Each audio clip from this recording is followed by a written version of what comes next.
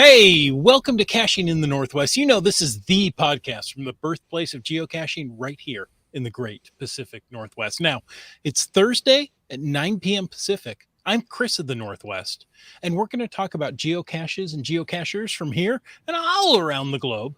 So while you're icing your hand because you caught that foul ball without a glove, we'll be caching in the Northwest. Now, tonight, we are recapping the Tri-Cities GeoCoin Challenge 2023 with our very own Wits End and Bryling. So, live audience, share your thoughts. I know some of you didn't go there. Some of you went to Caching on the Bay instead. That's okay because that would have been quite the commute either way. You're excused from going to the Tri-Cities. Yeah, well, Monkey's on assignment tonight, so anything that goes sideways, wrong, or otherwise we don't like, it's his fault. Certainly is. It's just the way it works. But yes, we're going to chat a little bit about the Tri-Cities. Had some fun. Met some great folks.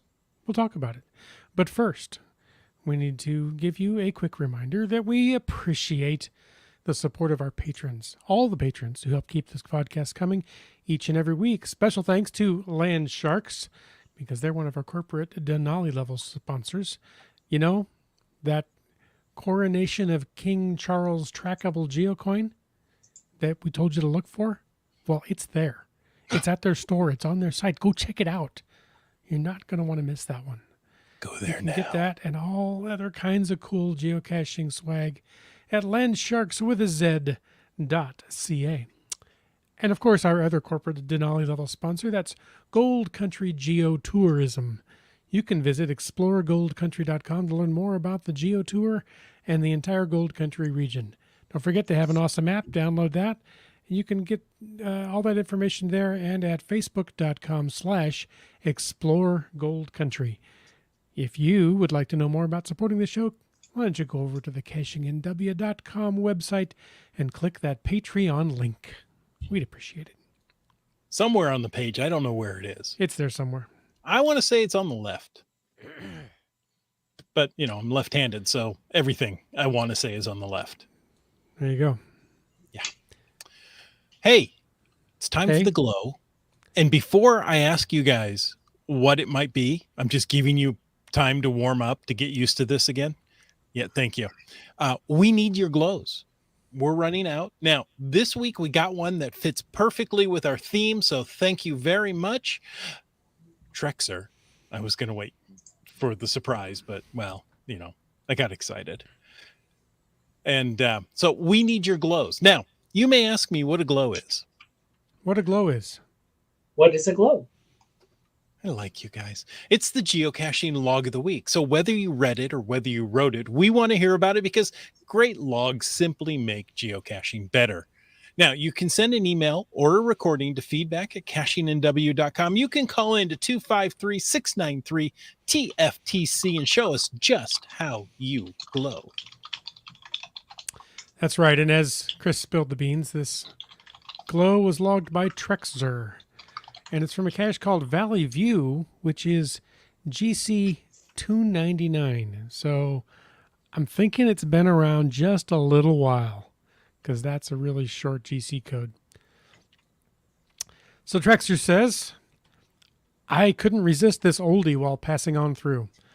I wasn't sure how close I'd be able to drive or how off-road the road would become.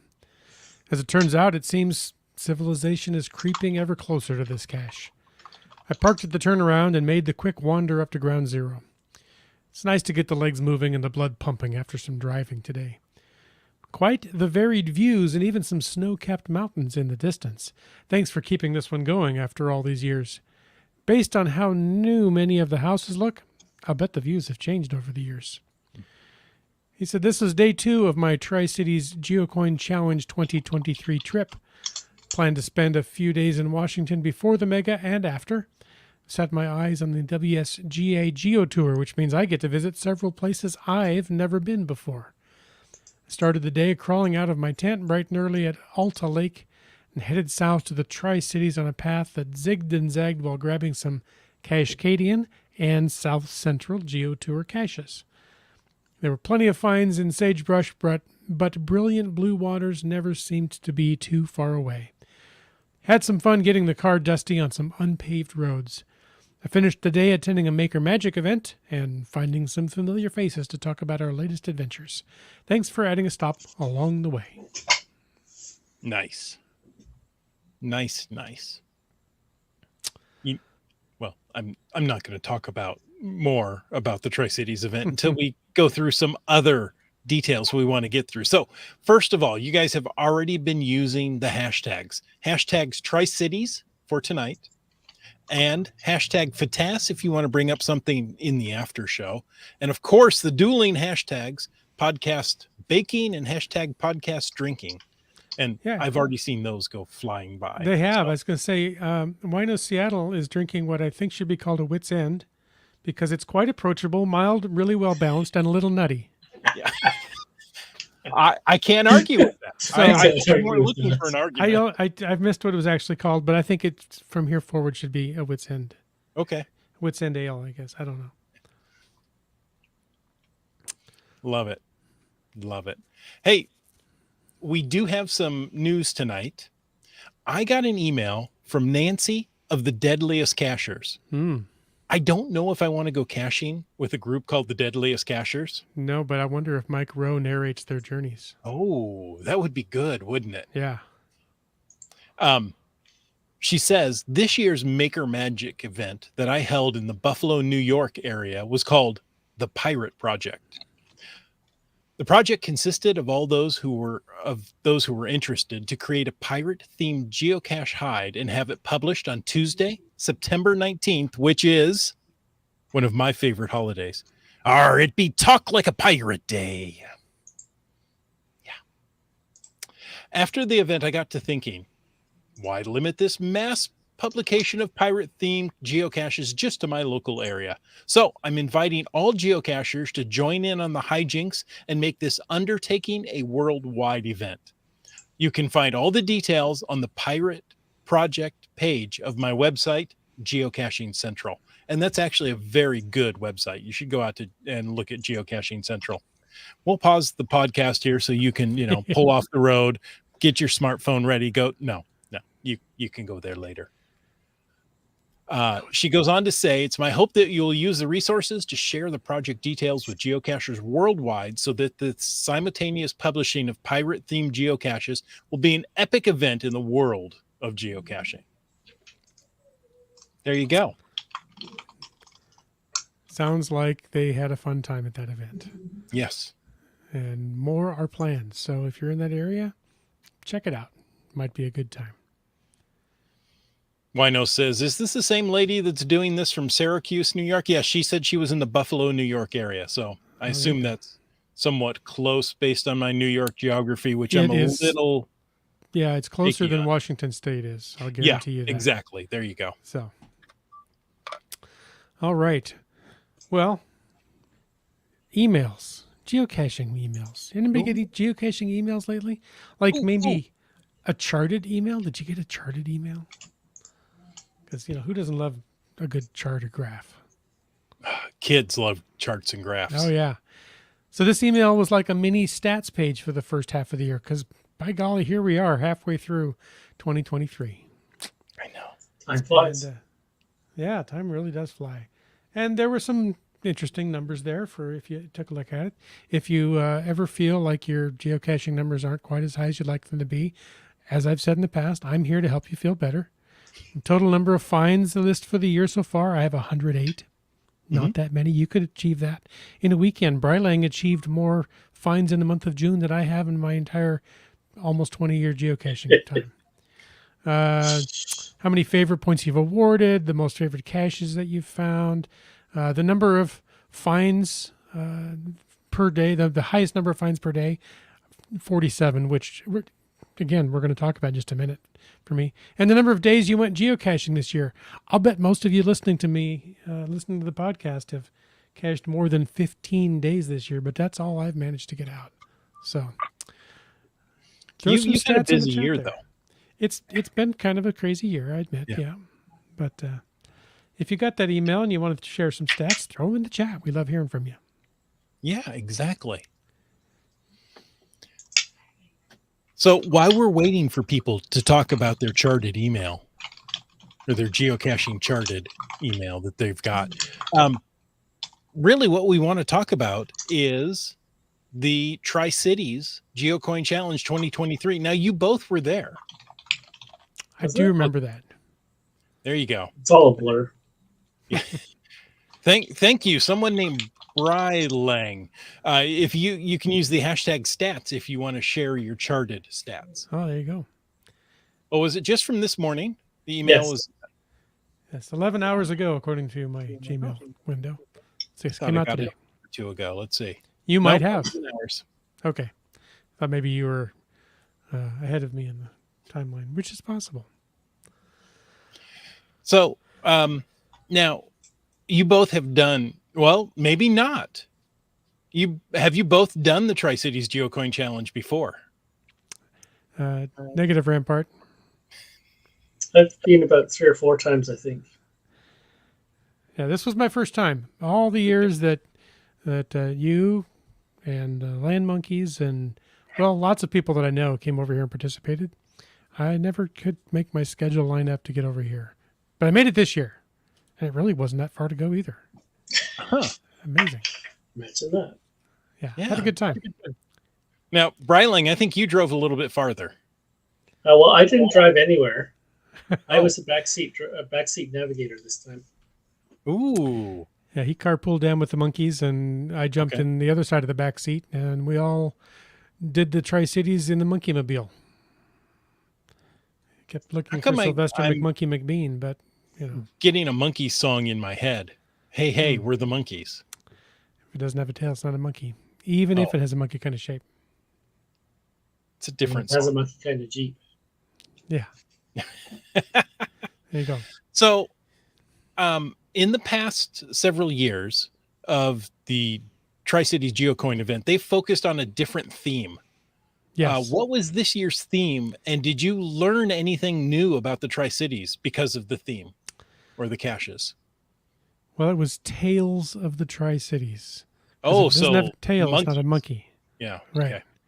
Now, this is tales as in stories, you know, books, that kind of thing. And the GeoCoin was shaped like a little book with pictures of all the previous year's GeoCoins in them.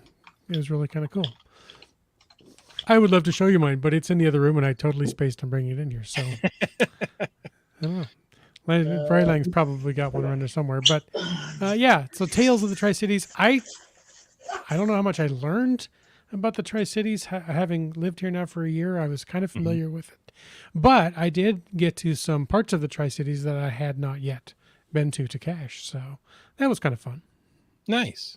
I've noticed over the years, I don't know how many times I've done it, maybe only 5 or 6. So I'm not saying I've been there every year. Did you notice a lot of things changed when you're...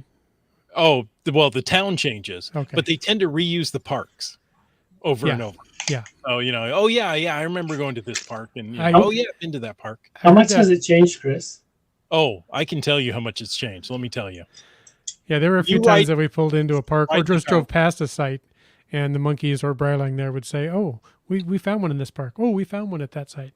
Oh, there's the book. So Brylang has the Tales of the Tri-Cities. And as you look inside the book. And it's a multi-page book. Yeah, so there's the of a coin. Earliest of the events. There are dates at the bottom there. One of the coins looks like this one. Oh, I can't. Yeah, they can't see you, Chris. Yeah, I know. I just realized that. So there's wow. Yeah, some great coins there. There's the one that Brylang liked with the knife, fork, and spoon, the food theme one he mentioned, and there was the goodies theme one. So many of them that I have seen either on the podcast because Jen came on and promo the event, or saw in person because Chris came over and got it and brought it back and showed me. In fact, when I moved over here, he had a little one on his desk at work, and he said, "I'm turning it to face Pasco in your honor." So I still have that at my desk upstairs in my home office, since I don't really have a work desk. Yeah. And oddly enough, it's still pointing to Pasco. So yeah, it was really cool. And yes, they reused lots of sites, I was told. I my first Very, time. very many visits to sites we've been to in previous years. Yeah. But there's at least one park that was brand new, so I don't think there's been any caches there before. Nice. A couple of places we were on brand new streets that Yeah. weren't even on the map. Yeah. I could have told you that if I was in the car with you. I figured. Yeah. You know, I lived there for, I don't know, what, 3 years, 4 years. And the town is pretty small. The Tri-Cities is not a big area. So you get to know it pretty well. And, you know, we're driving along and the GPS says, keep going north. I go, you can't go north. The road turns here. Wait, the road doesn't turn here anymore. Not anymore. What is this? It's a shortcut. CRS 98 says 106 finds total over the 4 days I was there. Finished off the WSGA 20 SC, that's South Central yeah. caches, and about half of the Snake River Tow Challenge geo art. Very nice. I don't know what the Snake River Tow is. And looking back at my TOW charted stats email, I only have 2 more finds than that for the entire year. So well done. Yeah. So just a quick aside there, the tow challenge geo art, if I can get the right words. It's east of the Tri-Cities along the Snake River. I think it was Lower Monument Dam. Mm-hmm. There is a new geo art on the map that was published since the beginning of the year, and it's in the shape of a tugboat pulling a barge. Oh, nice. And about half the caches are on the west bank of the river, and the other half are on the other side of the river. And I think it's about an hour drive to go around between the two sides, because you can't drive across the dam. No, right. But Evel Knievel tried to jump the Snake River. Yeah, that was. It didn't end well. That didn't end well. That was in what was it? Twin Falls, Idaho. Maybe I don't remember. Yeah, in Idaho. Yeah, it was farther east than there. Yeah, the river was much smaller back there. That far upstream. It was still a very wide canyon. Oh yes, still a wide canyon, but not as Yeah, and not as steep, and you probably didn't need a rocket bike, but maybe you could do it quicker in a rocket bike. Okay, let's get back to the Tri-Cities. So we're going to go a little west from the tow geo art. Okay. Back to the Tri-Cities. What were the highlights of the weekends for the weekend for you guys? Well, we had a great time finding caches. I had a great time getting the coin that I've seen on the podcast, and it is right up there with all those other fantastic coins. But for me, the highlight of the weekend was just hanging out and visiting with friends. Finds or not, that was, I look forward to getting together with folks. Nice. Brian Lang, what about you? You pretty much said it all. I mean, got to see some people that I rarely see because, well, I don't get to a lot of events in Washington State unless they're the megas. Mm-hmm. And it felt rushed to me this year. Maybe that was just the timing of the trip. Like, we got to the Maker Magic event, and then we were heading off to dinner. We got to the morning event after there had been a reviewer and volunteer breakfast beforehand. So I got to the morning event, kickoff, and then we were heading in the Jeep going caching. It's like, do I ever stop moving? No. So it felt a little rushed to me, but I think that was just the way timing worked for me this year.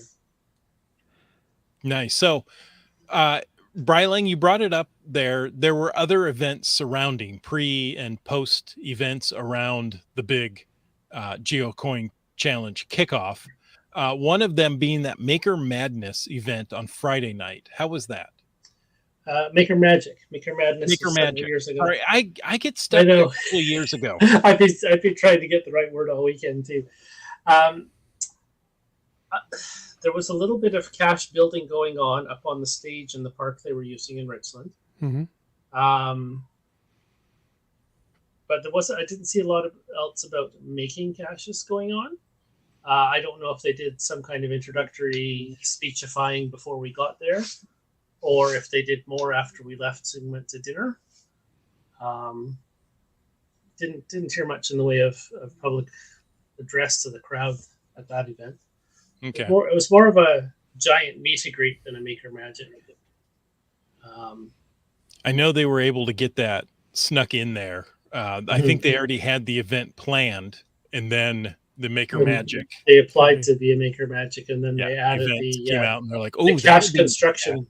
They added a cache construction section up on the stage, Mm-hmm. and I'm not sure exactly what was going on up there. I kind of wandered by, but didn't linger.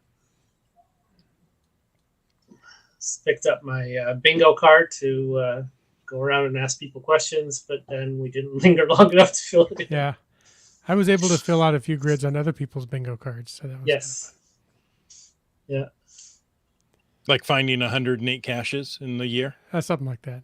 Okay. Now, let's see. There was caching by bicycle. Oh, yeah. I don't remember what else. I think there was another one that's find a 4-4, a D4, T4 cache or better. I filled that one in on a few. Found a cache in more than one country. Stuff like that. Yeah.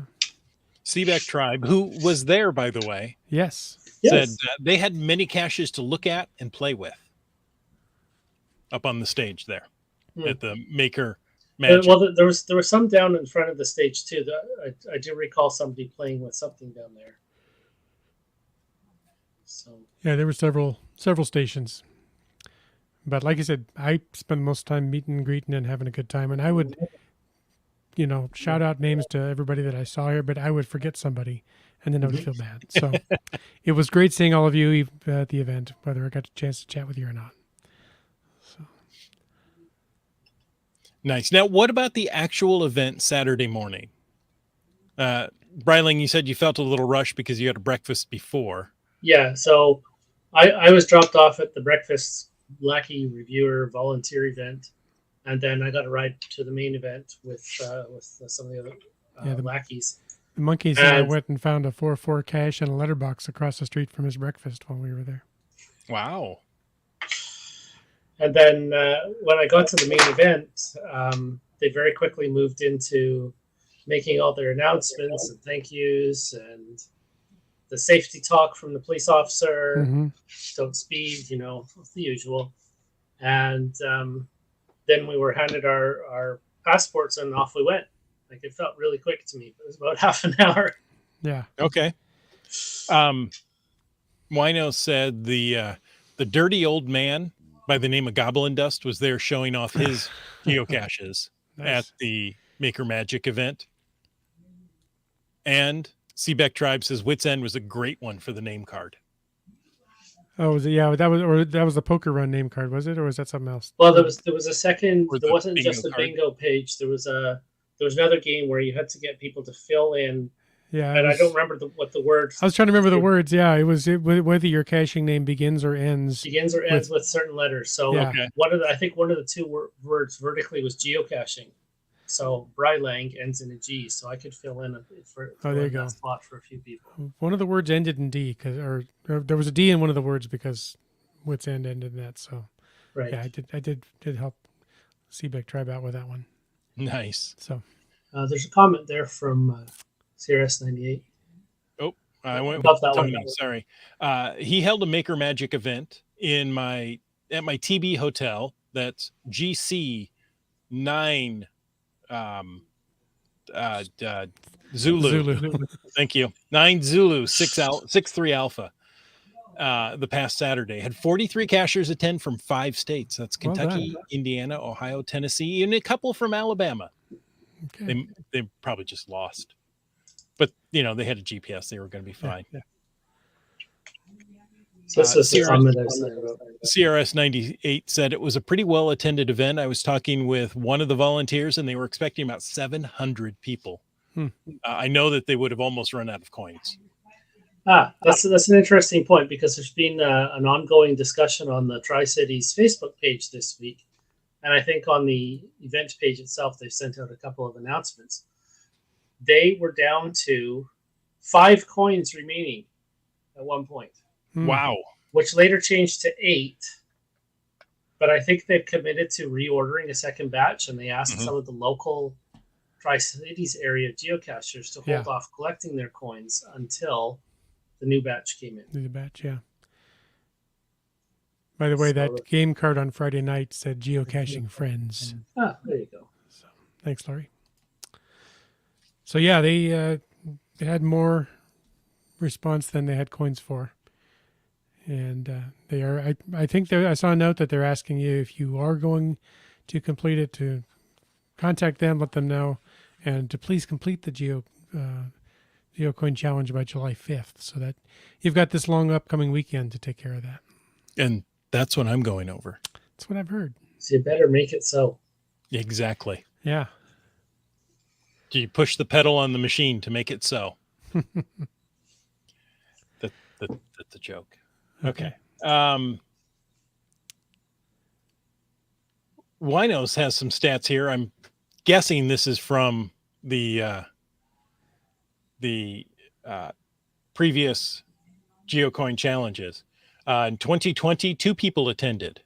I don't know if that's accurate. How's that possible?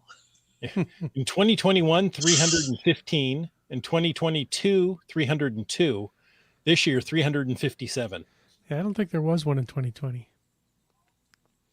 Maybe somebody showed up at the canceled event site. Maybe. Could be.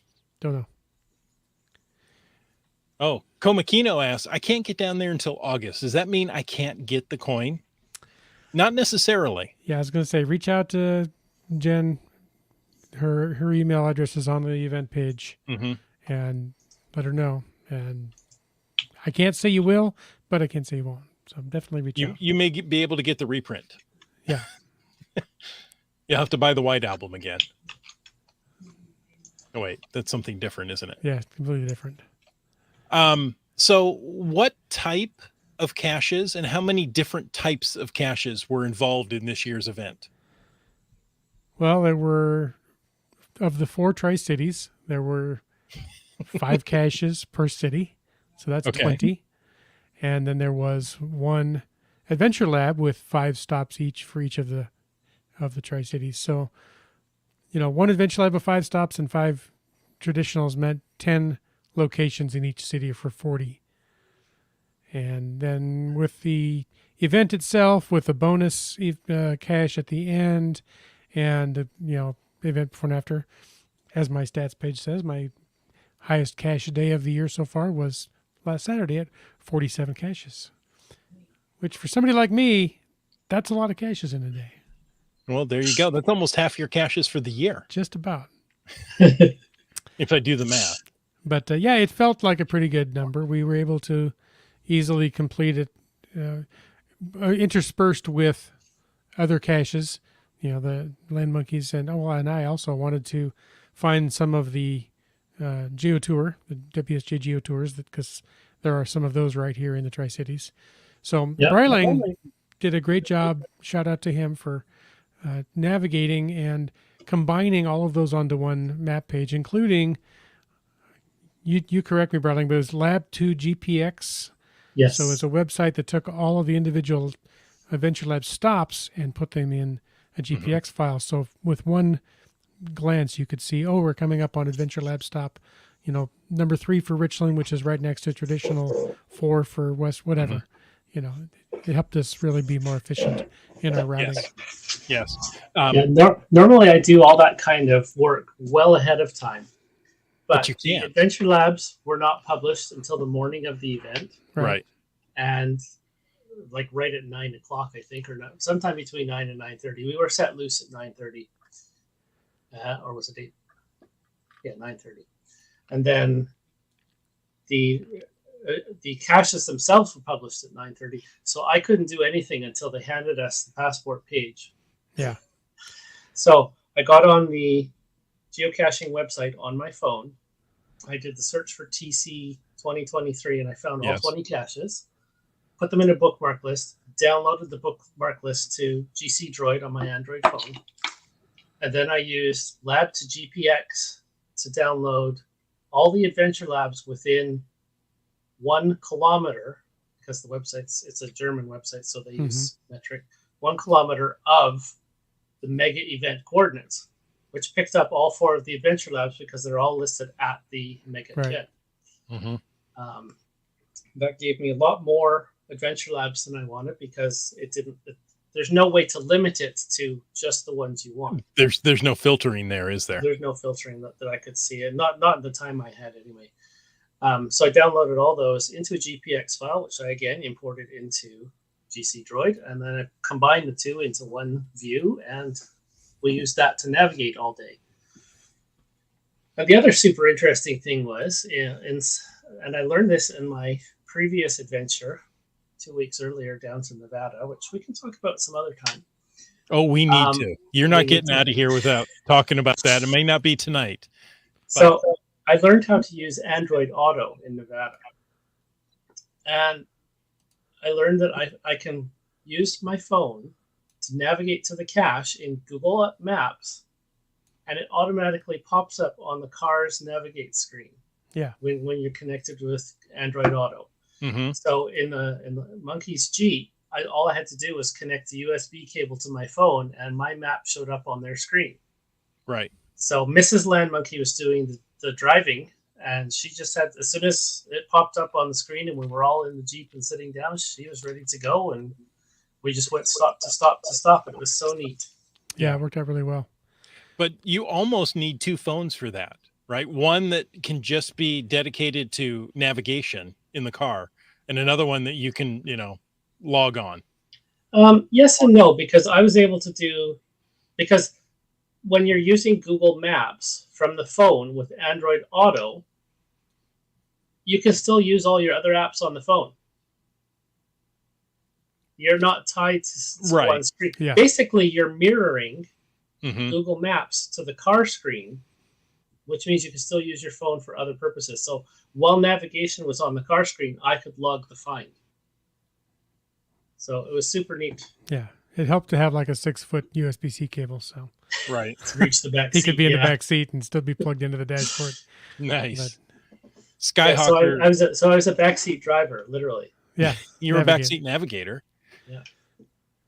Skyhawker says, I use the same method as Brylang, but filtered the ALs through GSEC to limit the ALs to the 4 needed. There you go. See, I didn't have GSEC on my phone, so I didn't have that option, and I don't have a decent laptop right now. I have an old MacBook Air, but can't run GSEC on that. I popped this one up earlier. CRS98 says lab to GPX and cache tour make a great combination. Yeah, right. And again, if I was a little bit more familiar with the inner workings of Cache Tour, I might have tried that. Mm-hmm. But given that the caches were released and we wanted to hit the road as quick as possible, I did what I knew I could do the fastest. Yeah, I hear you. It still took me until we got to the first cache to get everything done. Mm-hmm. Like we just picked the closest cache north of the event and went there and just started our day there. Yeah. And by the time we got to the second cache, I was fully organized and had the rest of the day ready to go.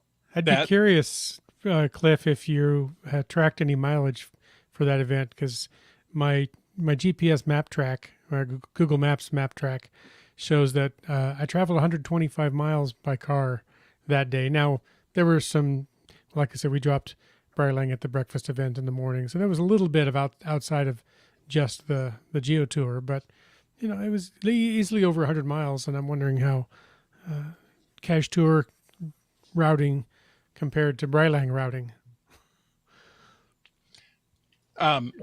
Historically speaking, 3Hams has told me in past years, we usually drive around 100 to 110 miles.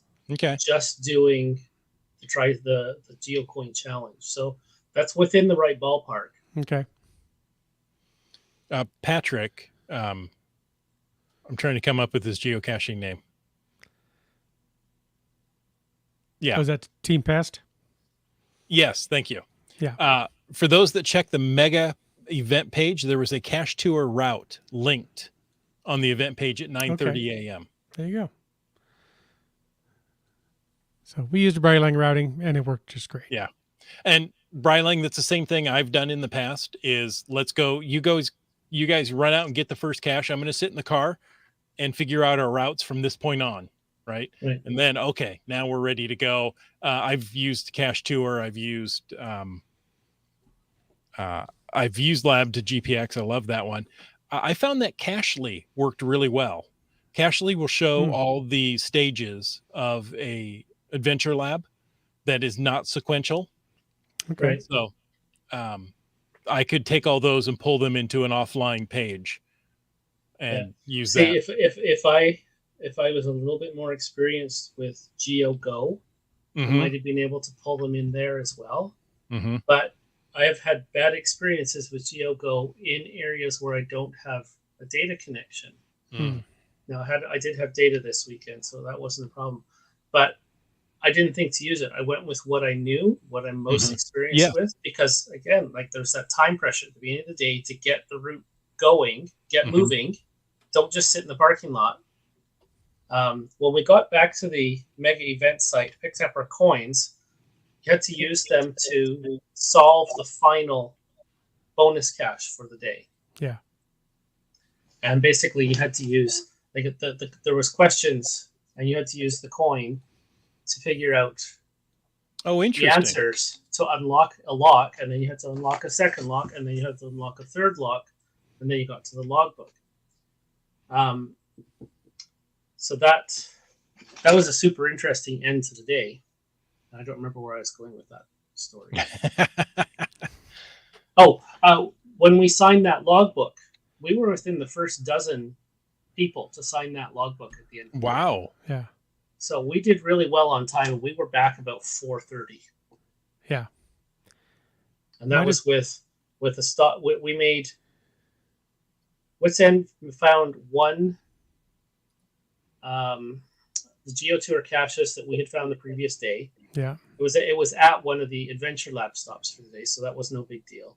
Right. We stopped for 2 other GeoTour caches midday, and then we at one of the other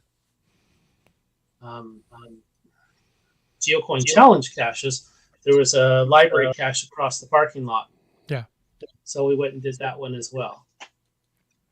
So we only had about 3 or 4 stops outside of the GeoTour Challenge across the day. Yeah, most of the day was focused on those. And it was great. It was the best Tri-Cities GeoCoin Challenge I've ever done. That's great. How many have you done now?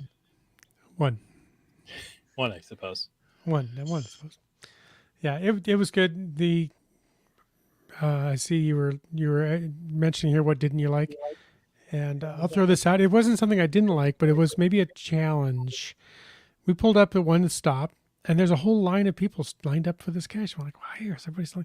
And then we realized, see, this year, in order to complete your passport, you had to do a rubbing from each of the physical caches, which was great.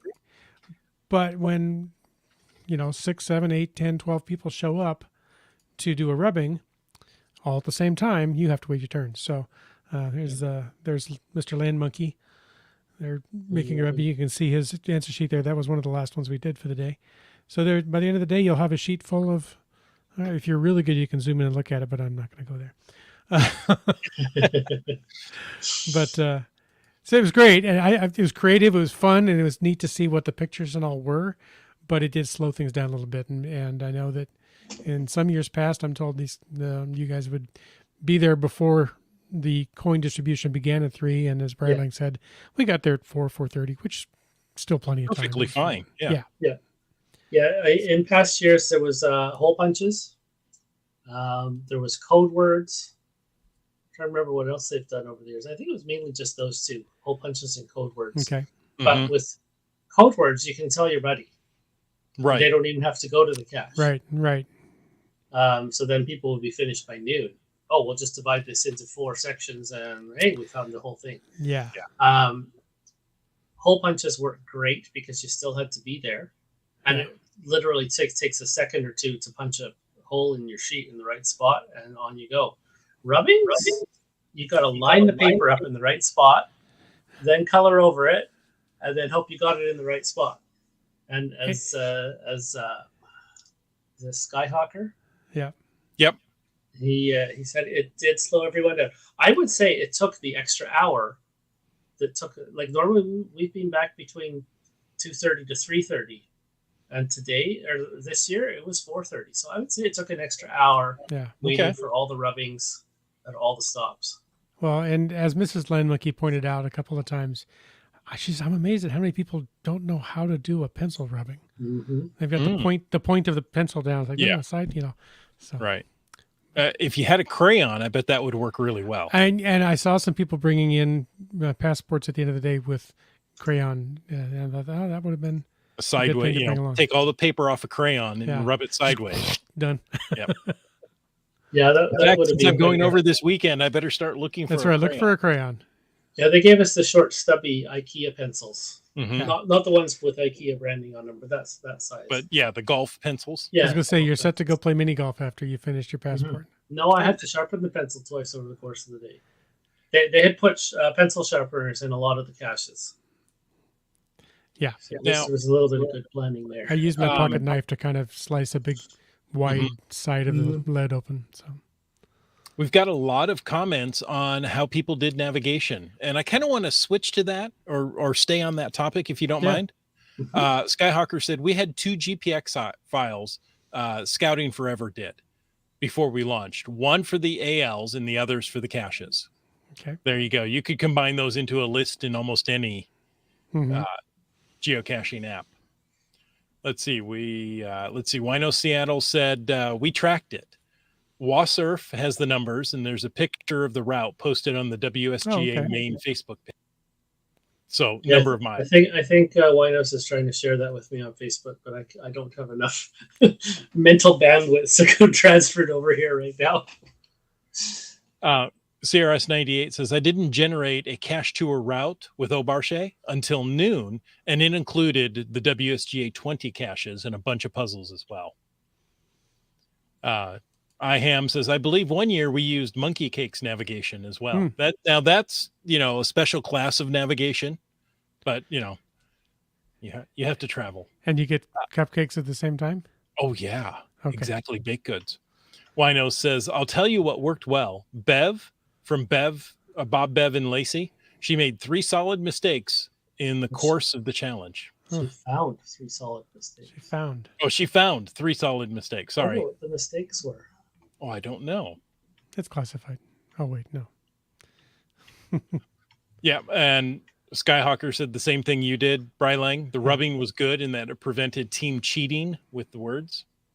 Yeah, and I get that. And I support that. It was fun and creative, but just took time. Yeah. CRS98 said, I think the rubbings were okay, but it would be nice to have 2 rubbing surfaces to use.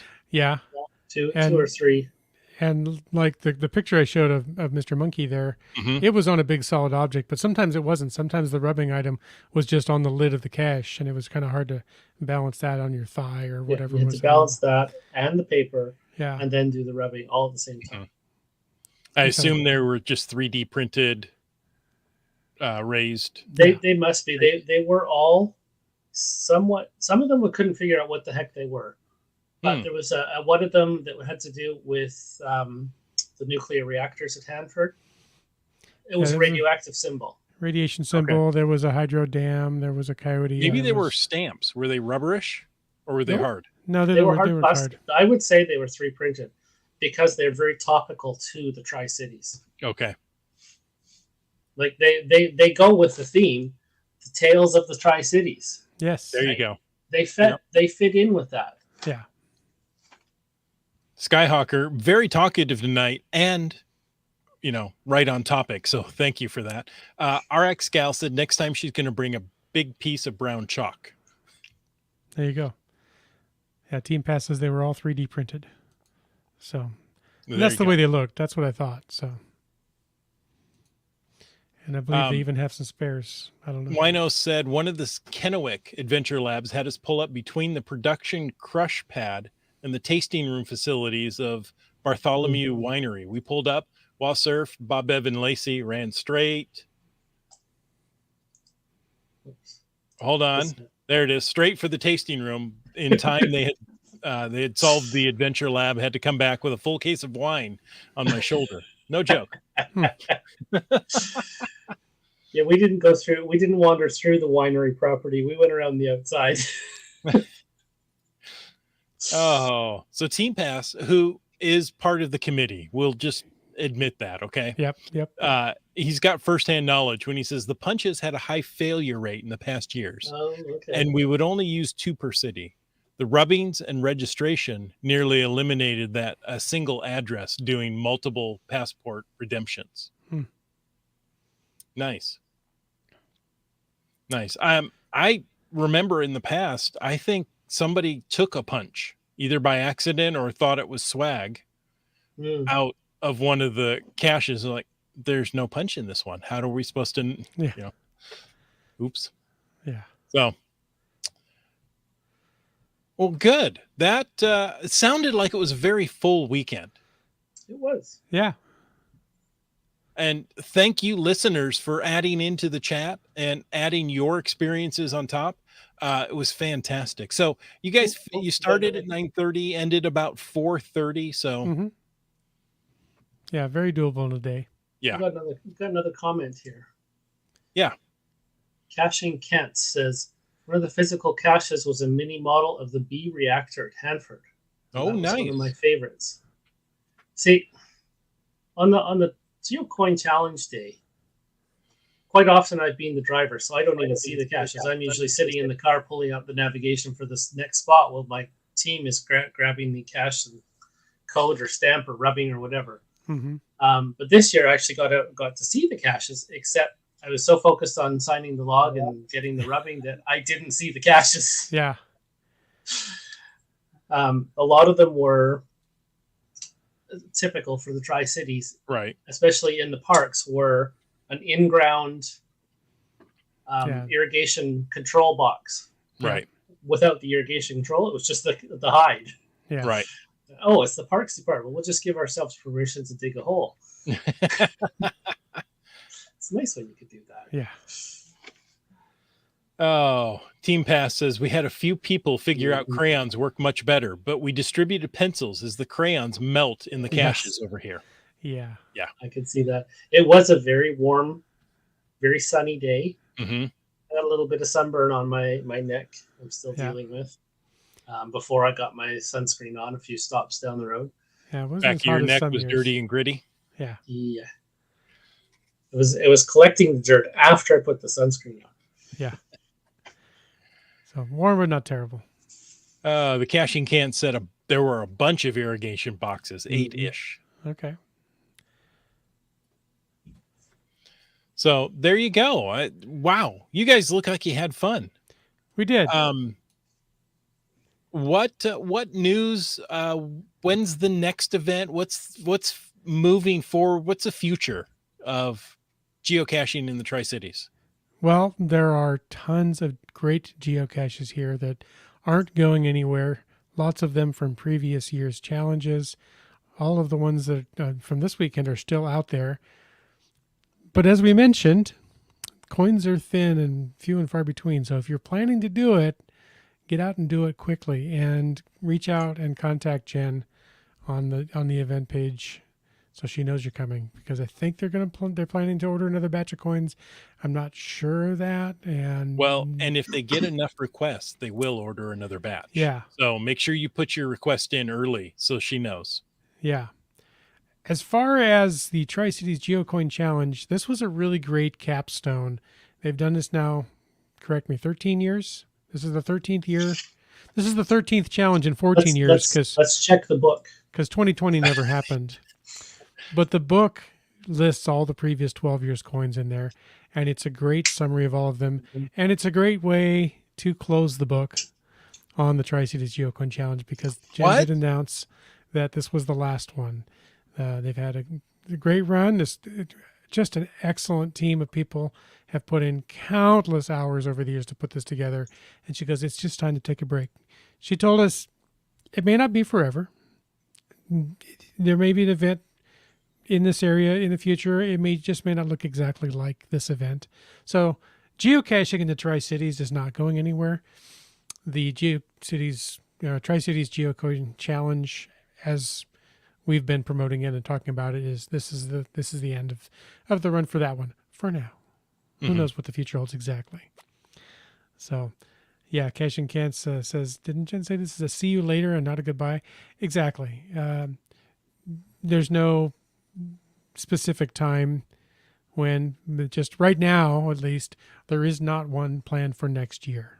Right. Okay. That's all we can say for sure. So don't give up on it. And there's so many great people here that I predict something's going to come out of it down the road. I even had somebody tell me, and I don't know if she's in the chat tonight. I won't throw her under the bus, but she goes, they've got a great group of people here. They could pull off a Geo Woodstock here. So something to think about, maybe. Don't know. Oh yeah, there you go. That's why it's all the event is ending because, as CRS98 said, I take full responsibility. I had Wits End sign the bingo card spot for visiting GCD. Yep.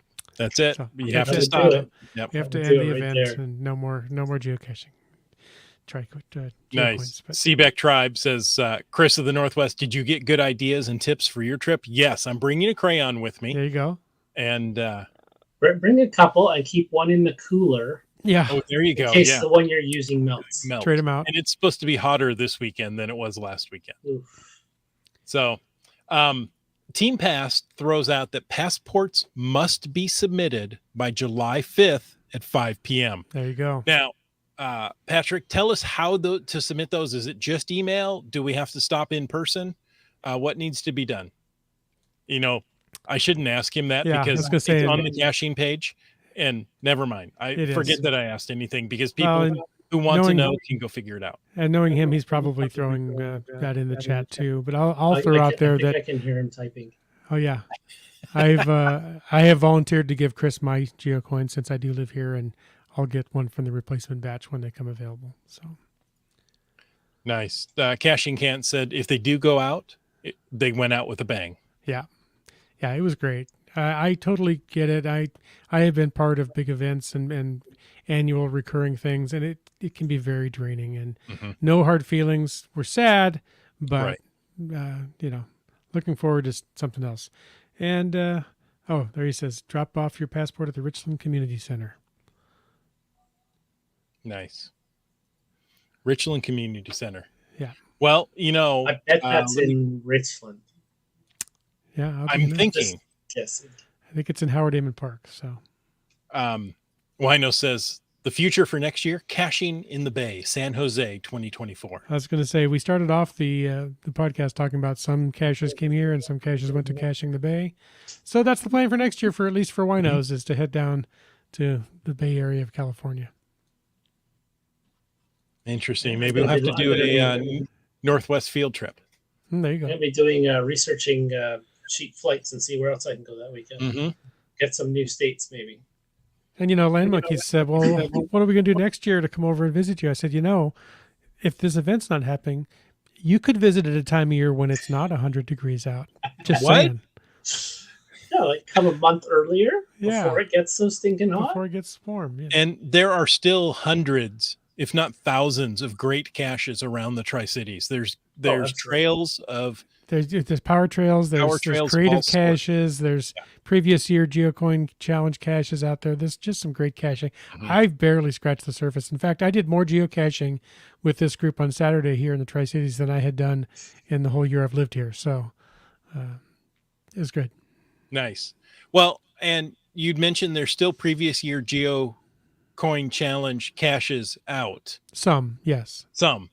But did I hear right? There aren't any more previous year geocoins? Right. To the best of my knowledge, because they made the announcement that this was the end, any previous year's swag and souvenirs and things that they had, they raffled off at the event Saturday. I didn't make it to that event in person, but that's what I was told. If anybody knows more, then please chime in, but that's what I was told. So if you didn't complete one in the years past, people can get the swag out there. People can enjoy it. So. All right. Very good. So, Wits End, Bryling, thank you for talking about this. I mean, you guys are always on the show, but I rarely get to interview you and ask you questions. So this is kind of fun. That's because I rarely get out and do much caching, but I did this year. Caching Can't says there's a lot of 2022 and 2019 caches left. I know most of the 2022 Adventure Labs are still out. Yeah, 2021 was all Adventure Labs, I believe. Right. And I believe 2020 didn't happen. Adventure Labs have also potentially... No, 2021 Adventure Labs are still around, I think. I'm trying to remember what I saw on the map, but...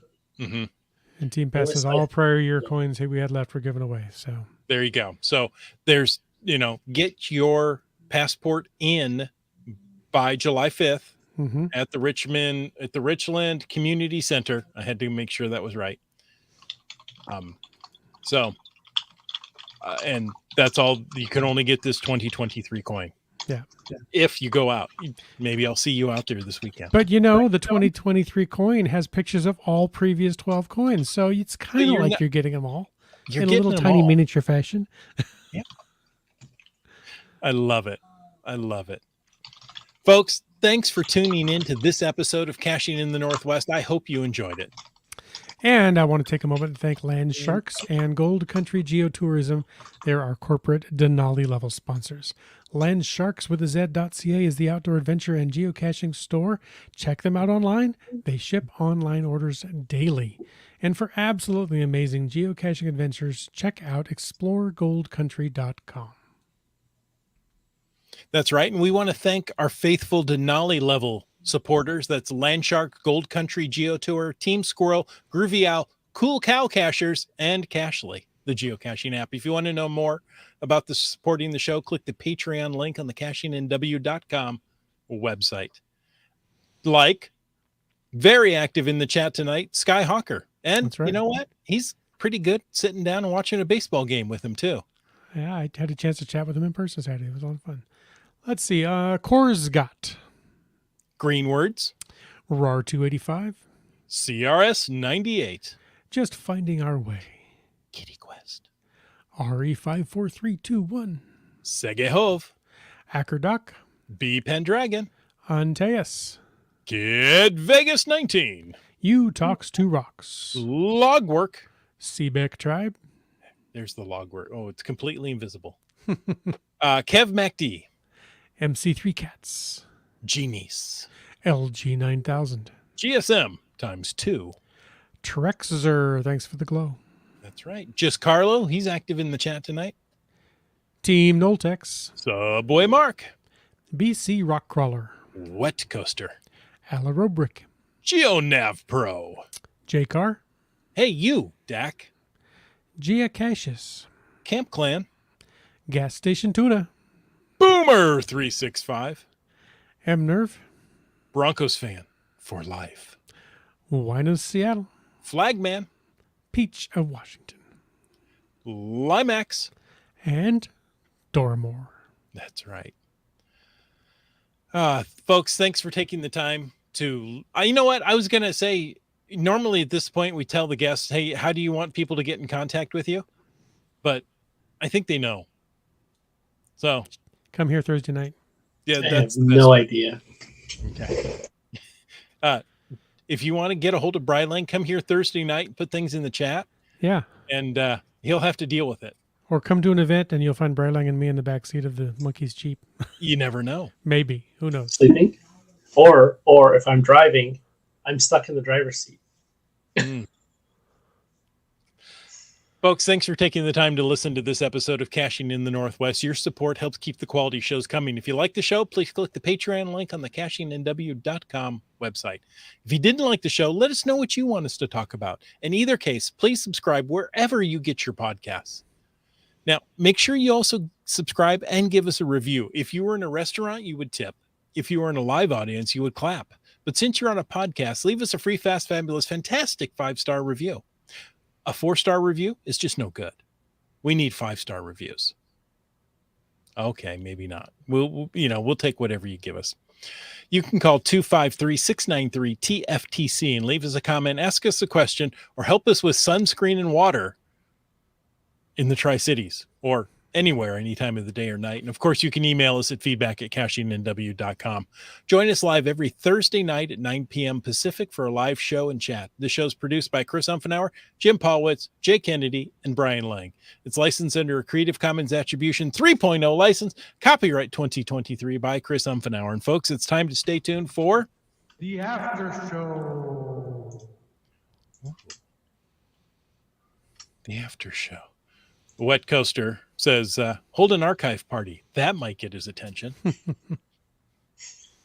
To which Brylang responds, I am the archive party. There you go. Got to put the right hat on for that. Mm-hmm. Yes. Team Pass says, don't forget the cash machine in Spokane on Saturday. There you go. Celebrating Canada Day. Oh, yes, it is. Oh, Canada. Wait, I didn't say that quite right, did I? No, not quite. Brian's home and native land. Yeah, there you It go. is. Oh, what else we got in here? Well, we talked about, I talked about the best part of the weekend was seeing friends there. And Kitty Quest said, I had a great time caching the bay last weekend. It's lucky enough to run into Limax, Biffle Bear, and GSM ×2. Missed UDAC. Heard UDAC was there. Didn't get to make that connection. So I tell you, it's my favorite part is just hanging out with people. Nice. Just Carlos says the Maritime Mega. Wow. The Maritime Mega 5 in Fredericton next week to attend my first Mega. Because of Geo Woodstock 18, I've been to a Giga before a Mega. That's kicking things off with a bang. Yeah. I had to count the number of eyes in there. I was like, well, what is this number? 18. Okay, gotcha. And he had a follow-up. Let's just do his follow-up there first. This one. Whoops. New video upload. The old YouTube today regarding what not to do with a trackable. That sounds like it might be a GIF entry. Don't drop it down the sewer. Yeah. Don't leave it in a backpack. See also car keys. Or drop them down an elevator shaft. That could be bad. I've done that. Why this Bryling guy? Who's he? Heard of him. Starting to pack for his trip to the Maritime Mega event in Fredericton, July 8th. That's like on the other side of the country. 4,400 some kilometers away. That's just about the other side. Yeah, just about. Got me all choked up about it, are you? You know, one thing that was in the news that we skipped over was the geocaching night at the Mariners. So they did this last year and they did it again this year. This year they gave away a shirt. So there you go. There's the geocaching shirt with the coordinates of T-Mobile Park. Thank you. I want to say the previous insurance company name, T-Mobile Park. I got it right when my daughter asked, right? Or I went with IHAM and his family, and we took the train up this time, and it was quite nice. Stopped and parked at Engle Lake. Took the train up, got up there in about 45 minutes, dropped us off, I don't know, what is that, 4 or 5 blocks from the park and the equivalent. And other side, we were on the wrong side of the tracks. Yeah, just on the other side of the tracks, but you get to walk the corkscrew ramp up and over the tracks and down. Yep. Yeah, it was an easy walk into the park, got great seats, and watched a good game. I mean, everything went just right. Saw lots of geocachers there. Yeah, Mariners even won that night. So yeah, and there were people sitting around and go, I don't know these people as geocachers. How are you sure they're geocachers? And then, the ones sitting, I think they were next to us, like, I don't know this family at all. I don't know. Maybe they, could buy tickets after a certain time that, people could fill in. Oh, no, but he went up and got his geocaching shirt. Oh, well, he must be a geocacher. Had to introduce myself. There's some ongoing discussion here about you. Yeah, apparently you made it on the Jumbotron, huh? Oh, yeah, I did that. And I saw you at the game. Oh, yeah. There was a lot of people there, and just like Wits End, I don't want to start mentioning people, and they go, "Well, I was there too." Yeah. I forgot. Sorry. Oh, I didn't forget. I would forget to mention you.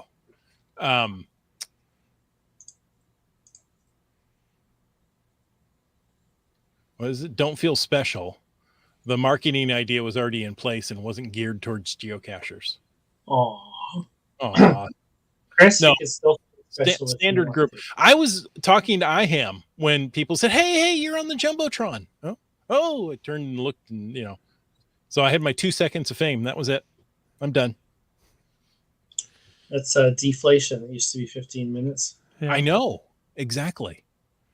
But it was a really big screen. So, when you look at the amount of pixels for the amount of time, it works out. I see. Because it used to be just a really small screen in black and white. And this was in full color. In stereo, we're available. So it's called the T-Mobile what? T-Mobile Park. T-Mobile Park. The T-Mobile Pink Park. Palace. It's interesting because when I was in Nevada there, we were there for Game 5 of the Stanley Cup Final. So we drove past the T-Mobile Arena the same night that Las Vegas won the Stanley Cup. Okay. Wow. We were there about an hour or two after the game. So you think a big company like that might have more than one park they want their name? I guess so. I mean, up here in Canada, we got Rogers Arenas all over the place. Rogers is one of our cell phone companies. Right. What Custer wants to know, is it the Kiss Cam you were on? Just keep it simple, stupid. No, it was not, because I was leaning over towards IHAM, and that would be really awkward.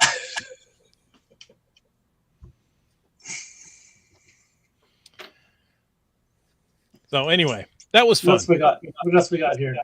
I think that should just about cover I it. see some podcast drinkings. Yes, we got some red wine, the Wits End Ale. Mm-hmm. Yep. Kieran beer. Kieran beer. Did somebody do baking? I don't recall seeing one. Let me just do a quick search. And baking. Nope. Peach of Washington is in Washington tonight, in case you wanted to know that. She was in Washington on the weekend. In Tri-Cities, in fact. Okay, so she wasn't at the game. Skyhawker was there. But either she was working, she wasn't in the section with us. Oh, I think she was working that night. She may have been working the game. You didn't look her up? And I felt bad. I wanted to reach over and talk to him, but you can't quite have a nice quiet conversation in the ballpark. Just ask everybody to hold it down so you can chat. I'll next time I get on the Jumbotron, I'll do that. Yeah.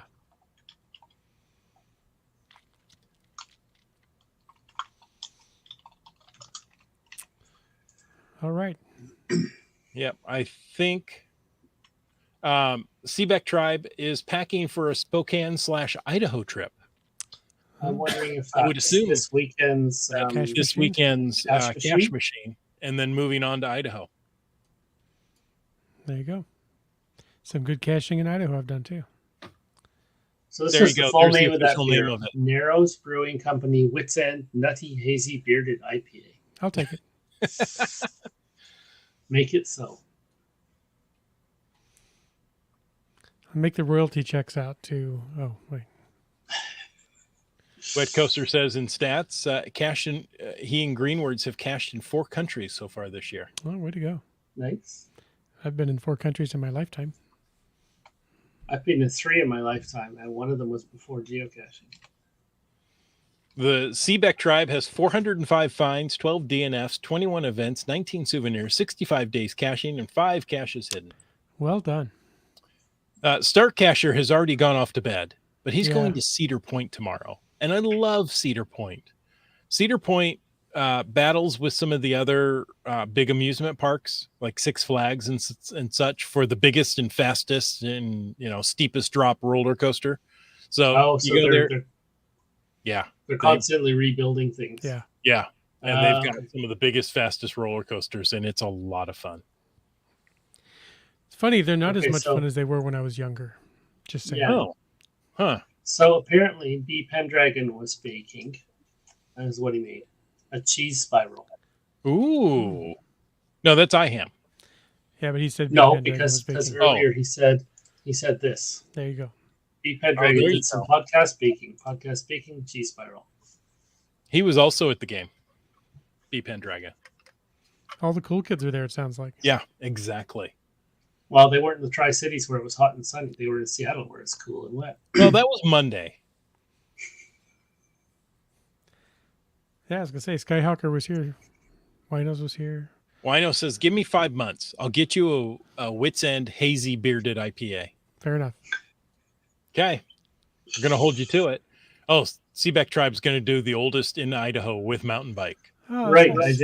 I did see that's mentioned somewhere. There's a group going guided tour. Yes, Idaho's I oldest. think that's how we found it. I was gonna say Wits End. Isn't that what we did in Yeah. like March or May of 2020? Yeah, it was something like that. It Rode up there with probably quads in would the have been mud. March because or in May because March I'm thinking. It might Yeah, I still think it was snow. later. Yeah, it was The still too summertime. much snow. There was still snow up there when we went. And Quad's pickup got stuck because there was too much weight in it. So I got out and everything was fine.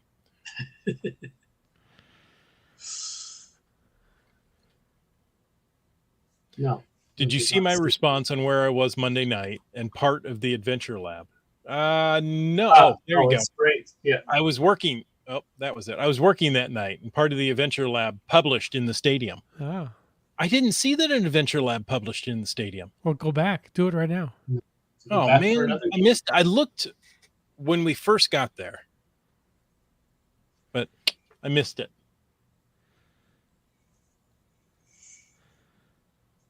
That's cool. Yeah, very cool. She was working 5 sections down. Ah. There you go. Oh, man, you guys had all the answers and I wasn't looking for it. There you go. Well, chat like he's getting tired. Chat room is where it's at. Well, folks, thank you so much for joining us. And until next week, get out and get caching in the Northwest.